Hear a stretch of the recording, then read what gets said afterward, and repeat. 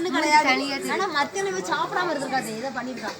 மத்தியானம் சாப்பிடாமே கடந்துட்டு இதுக்காதான் தப்பி சாப்பிடாம கடந்தா. நான் உங்கள் நெல்லை ஏர்வாடி செல்வராஜ் விசிகே செல்வராஜ் பெருமாள். இதுதான் நம்ம வீட்டு கல்யாண பந்தல், ராமகிருஷ்ணாபுரம் ஏர்வாடி.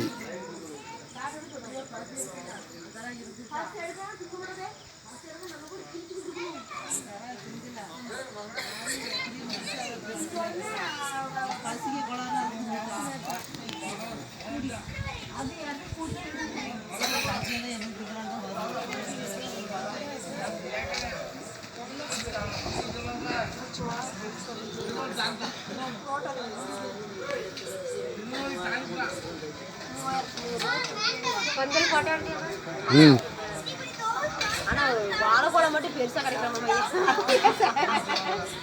வாழைப்பழம் மட்டும் பெருசா இருந்தா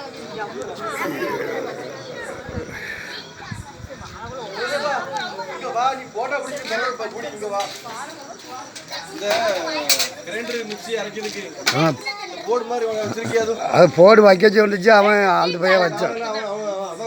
அந்த லாஸ்ட்டில் கிடக்கு பாரு வீட்டில் கட்டில், பேக் சைடு கட்டில் பருப்பு.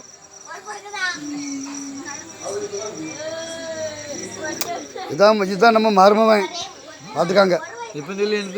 தலை சமுத்திரம் தாதா. இப்போ மருமன் சொல்லி எடுத்துக்கோங்க. அப்போ என்னடே செய்யணும் சொல்லிடு. ஏங்கன்னு சத்தம் போட்டு அன்னைக்கு